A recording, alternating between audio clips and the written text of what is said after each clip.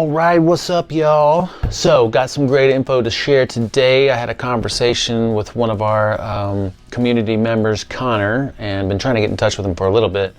And we just had some really good discussion points that came out of that. I thought I'd share it with you guys.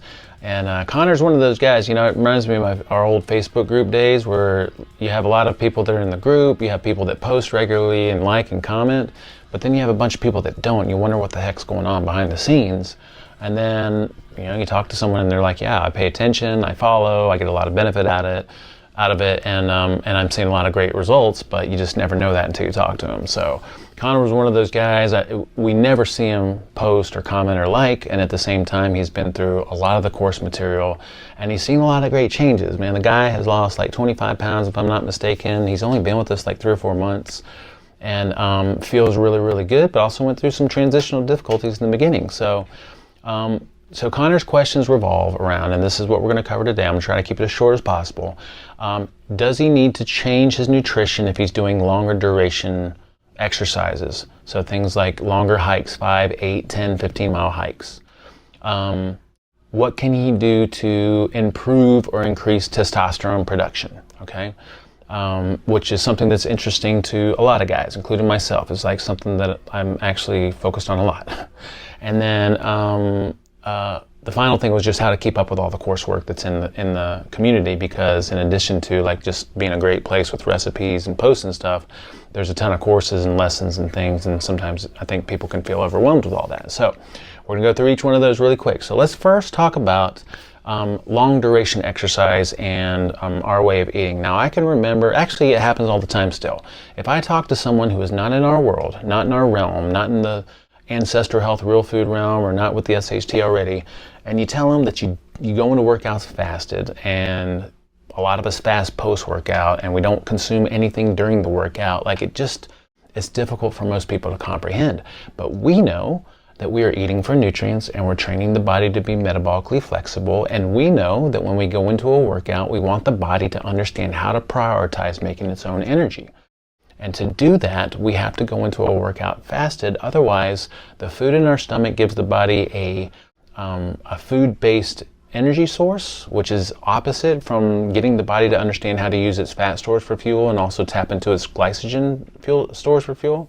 And also, you know, food in the stomach can be disruptive to, you know, dealing with an intense workout, because your body's slightly focused on the digestive effort, right? So then the question is, okay, I get it, going into workouts fasted, that's optimal. How long can I fast before I need to eat something? Like, what if I'm doing something that lasts me a few hours plus, you know? So I think everyone goes through a transitional period where it feels uncomfortable, and it gets better and better and better over time. So I can remember my first few years, I understood this information conceptually. I was following some really great leaders in the ancestral health and fitness realm. And so this new concept of fasted training and you know, becoming fat adapted, I understood it conceptually, but I had a hard time transitioning. I remember I did CrossFit stuff, you know, for my first few years, and my first, I don't know, 6 months or so, like it was very uncomfortable going into workouts fasted. But that got easier and easier and easier. And then what I noticed was that in the beginning, I always wanted to eat right after workout. It wasn't even that I was making myself eat because I thought I had to, you know, have some nutrients in this window. I was really hungry after workout. And the more metabolically flexible I got, the less that happened. And fasting just became natural during workouts, after workouts, longer duration workouts. I'm at the point now that I can do Mount Charleston, which is a 20-mile round trip up and down a freaking mountain, completely fasted. Actually, beyond completely fasted. I'll have a couple alcoholic drinks at the top and come down. But that's because I've been nurturing metabolic flexibility for 8 to 10 years now. So my point there is that just like anything else, there's an adaptation period, and the longer you do it, the better it gets. So to answer the question, first of all, if you're starting out as a real foodie with the SHT and you're learning about how to nurture metabolic flexibility, I would keep your workouts intensities really low and the durations low until you become fat adapted and metabolically flexible, which you'll know because you have natural space in between meals. You're probably just eating 2 times a day. You know, you don't obsess over food. You're not having the bonks that you used to. So I'd say, you know, probably a solid like 3 to 6 months of just being a real foodie and nurturing metabolic flexibility to build this machinery that would allow you to do these longer duration workouts and the more intense workouts, right? Now, some people will come right into this, and from day one, they keep trying to do their intense workouts, and that's fine too, but you just have to understand that's going to be kind of uncomfortable, right? So it's like, even if you're doing something that's the right thing to do, if it's very different from what you've been doing, your body's going to go through, I like to call it an adjustment. And so you're just going to feel off. You know, Connor said it was 3 months before, I think he said 3 months, or maybe 3 weeks. 3 weeks before, you know, the fog lifted and his workouts started to feel good again. Now they feel great. Now he's seeing great results. So just understand there's an adaptation period. I think the more intense and the longer durations that you do on a regular basis, that might dictate a little bit more carb consumption. So remember, we don't recommend people be low carb all the time. You can use it as a tool here and there, but if you're doing a lot of exercise and intense activities, I think most of us are going to feel good having our starches and our fruits most days. And the more activity you're doing regularly, the more you can bump that up just a little bit. What else do we talk about? Oh, well, you know, on this whole fat burning thing, right? If you're keeping the intensity low, you know, if I go really intense, like a really intense strength training session or a metabolic conditioning workout where I'm just kind of going all out, and the strength training sessions, the all out may be in the set, and outside of the set, you know, you're kind of resting, right? When you're in those all out sessions, that's anaerobic, and that means that the body is not using oxygen, and it's more than likely tapping into glycogen stores and using some of its emergency response systems for energy production. What you want is the majority of the time to be in this aerobic zone, which would be probably in the heart rate zone of less than 180, and that's a comfortable pace that's still a decent amount of activity, right? That you should be able to hold a conversation, although you might be breathing slightly kind of heavy at the upper range of that.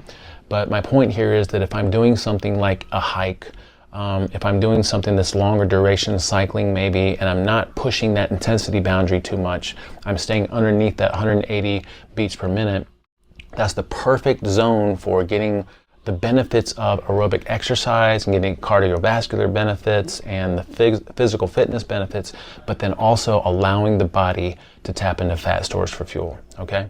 So, and again, on snacks, I would always make sure that you have snacks available, but the snacks need to be things that reinforce metabolic flexibility and fat for fuel. So I would go into a workout fasted, to answer Connor's question, and, you know, if it's gonna be a longer duration, have something with you, and when you get to the point where you feel like you're kind of, you know, getting low energy or just feeling off, then break out some avocado or, you know, some beef jerky or some bacon or some eggs with some butter or something like that, and that's going to perk you up just a little bit, because those are easy. The monounsaturates and saturated fats are easy to break down and use for energy, okay? So hope that answers that question. That was a really good discussion we had. Let's talk a little bit about testosterone. So testosterone I am very interested in, because the older I get, the more that I see my own mortality and the more that I'm thinking about those kinds of things. And I want to stay as strong and vital and virile as I possibly can, as long as I can. So yeah, I'm always thinking about like how to maximize testosterone production in the context of staying true to our principles, okay? So let's first talk about the things that contribute to low testosterone or lower testosterone, okay? So first of all, just not eating real food. Like eating crap food, I think, is going to be the biggest detriment to just health in general, but definitely hormonal production, optimal levels, because when you think about it, toxic food has a lot of toxins that damage cells and tissues and organs, and especially the glandular organs that secrete hormones. Because the body's so overloaded with toxins and not getting the right nutrients that it needs, it's inhibiting the ability for it to produce things the right way. We're probably deficient in the nutrients that contribute to testosterone production, and the stress that causes the body, because eating crap food, as we all know, makes you aggravated, irritated. Your stress in general is at a higher level. You don't sleep well, which is also going to contribute to you know, suboptimal levels of hormones. So I'd say just in general, eating real food and embracing animal foods is going to be a huge win. Now, you know, just having that as an understood, then let's just talk about some other things. So like overtraining is a big issue, and a lot of people that we work with, I think just a lot of people in general, are fitness enthusiasts. You know, we like working out, we like the way it makes us feel, we like the results that we get from it, and so a lot of us kind of inadvertently, unconsciously think the more the better. And it's hard for me too, because I feel really weird if I get up and I don't work out in the morning most days. So We just have to understand that the body has a certain amount of energy expenditure that it can devote to different processes in a day, and fitness and stress are one of those. I mean, of course, we've got the vital functions and the brain, which take up a lot of energy, but then we got fitness and stress, and then we got recovery. So the more energy I devote to fitness and stress, the less I'm able to recover. All right, I can't have both at the same time. And so what we want is this ebb and flow, this yin and yang of exercise and rest and recovery. And so overtraining, if you're working out every single day and going really hard, you're definitely doing way too much. What I've learned, especially from my fitness mentor here, Colby Phillips, is that, like 3 or 4 days max of intensity is all you need to have an amazing body and be very, very functional. That doesn't mean you can't move most days. What I've learned to do is look at the workouts for the week, and I'll come in and choose like 3 or 4 that I want to go really hard at. And then the other days I'll still show up, I'll do the warm-up, I'll go through the range of motion of the movements that we're doing for that day so I can still get those movement patterns in, but I will not push the intensity on it. And I feel like that's a really good balance of pushing it and at the same time feeling like I'm moving and doing something most days. I also listen to my body. If I come in and I'm beat up and I'm tired and I'm not feeling it, then I'm gonna go for a long walk and that's it. So overtraining can be a big deal. Stress in general can be a big deal. Again, contributing to lower testosterone levels, low-fat diets, avoiding fat in general. When we give the body the right kind of fats, it contributes to metabolic flexibility because the body can use those fats for energy and it's freed up to do other things that it needs to do, like hormone production. But then also, I think we already mentioned, like a lot of the precursors to the sex steroid hormones are going to be some of the saturated fatty acids and cholesterol. All right, so we need those things in the diet. Estrogen dominance can be a big issue, and I think that really comes into play if you're eating crap food, if you're eating a lot of soy. Sometimes if you're exposed to a lot of BPA and toxins and plastic. And then I think we already mentioned too, poor sleep. If you're not sleeping good, if you're not recovering well, I'm telling you right now, sleep is the final frontier for a lot of people in the holistic health realm and the ancestral health realm. We are all about getting the best sleep that we can and maximizing sleep to the best of our abilities. So let's just touch on the things that contribute to good testosterone levels. So number one, I'd say from a nutrient perspective, just eating animal foods in general. When I eat animal, I give this animal what it needs to make this animal, and theoretically the synergy of nutrients in animal foods are going to give me most of what I need to do what I need to do with this body. I think supplementing with vitamin D can be very beneficial because vitamin D is one of the precursors to the sex steroid hormones. We can get it from sunlight, but I don't think there's anything wrong with supplementing with 1,000 to 2,500 IUs of D3 most days. On the animal foods piece, I'm such a huge believer in, I call it organ therapy. I don't know if anybody else calls it that, but it's like supplementing your body with the organs that your organs may need. So if I have a history of alcohol and drug abuse, then I've probably got a damaged liver. I might benefit from consuming liver on a regular basis or taking a liver supplement on a regular basis.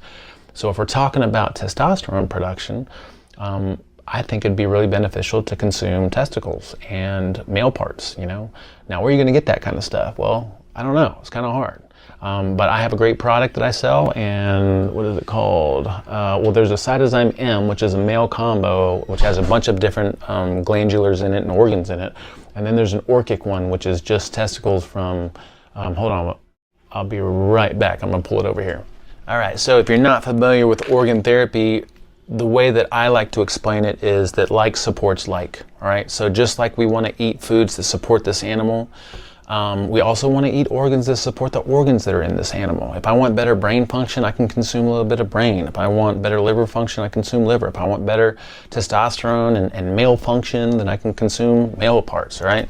So I recommend most people start out with our neonatal multigland, and I'm just going to go through some of the things that are in here. We've got spleen, heart, pancreas, kidney, brain, liver, adrenal, thymus, pituitary, lung, and intestine. All right, so those come from different animals, and that is a solid product. I love that. And then we have a cytozyme M, which stands for male, and this has got things that support male function. So we've got adrenal complex, thymus, spleen, and then orchic concentrate, which is basically testicles, okay? So, and then we've got the cytozyme orchic, and that is just pure testicles, and that is coming from bovine. All right, so anyway, I'm telling you right now, when I first started tinkering with this, I mean, I've always tried to get organs in, but when I was thinking about, hey, I want to be more manly, and I want to have better strength, and I want to have better testosterone production, when I started supplementing with the Orchic and the Cytozyme M, in addition to the neonatal and eating liver on a regular basis and stuff like that, noticeable difference almost right away. I had consistent morning erections, and I have, my strength continues to do really good in the gym, and I just feel really, really good. And I'm convinced that a big part of that is my, just a commitment to trying to supplement with organs to the best of my ability. So takeaway from that is maybe just think about what are the organs that you need to support yourself. What are the things maybe you've damaged? Maybe if you're pre-diabetic, close to that, supplementing with pancreas might not be a bad idea. Reach out to me. I've got a great little symptom assessment that we can help kind of pinpoint that stuff. That's what I do in my health coaching practice. But anyway, to answer the question on the testosterone, I think supplementing with Orchic and male parts is going to be really beneficial, and just organs in general. When it comes to training, I would highly recommend just a few bouts of intense resistance training every week at the most, and just a few bouts of intense metabolic conditioning activity every week at the most. I think sprinting has been shown in the literature to be extremely beneficial for testosterone, increased testosterone levels. I think it's recommended maybe once every 7 to 10 days you do like an all-out sprint session. I'm trying to do that now. Every time we're down at the park, I'll do a little bit of sprinting, just kind of practicing my technique, and then once a week I'll just kind of go all out with the dogs and have a good time with it. And then something that's really fascinating that I've seen a lot of research on is this idea around guys being self-reliant. And from a primordial evolutionary perspective, think about it, one of the things that made us survive as a species was the ability to lead and to provide, and that meant that in some ways the strongest and fittest survive, So what we found in the literature is that if especially for males, if you embark on something that contributes to your own self-reliance and to the support of some other people that depend on you, then that seems to have a positive impact on testosterone levels. So what are we talking about here? We're talking about things like learning how to, like survival classes, camping, backpacking, providing for the home, self-improvement, home improvement, leadership courses, things like that. I think all those things can be really beneficial to give us this sense of manliness. I hope that's not too stereotypical, but something along those lines, okay? I think that's everything I wanted to cover with the testosterone thing. Finally, on the coursework. So when you go into the community, as it's amazing because we have our feed, we got the posts, we got the recipes and stuff, but then there's all these courses. It's like, where do you start? We always recommend going through the real food basics first, then the sleep basics, then the mindfulness basics, and then when you have time, start to dive into the Mastering Real Food for a Lifetime 8-week course. Now within that course, we've got, I forget what we call it, like sections, and then in the sections, we got a bunch of lessons. So every section has, probably like 10 to 15 different little lessons, but the good thing is every one of those lessons is like probably 10, 15 minutes long at the most. And so what I'd recommend is, just because it tracks your progress in there, just slowly chip away at those things. Maybe most days log in, commit to watching one video, writing down some questions, maybe commit to posting a question or something in the community. That way we can all kind of benefit from it just like this. So, but I think just chipping away at it will keep you engaged, it will keep you motivated, it will keep you learning, it will keep you asking questions, and you'll keep progressing because you're constantly involved in something, okay? So I think that's all we got. Great talking to you, Connor. Thank you so much for these little tidbits and these discussion points. And keep them coming. Y'all keep it real. We will talk to you soon.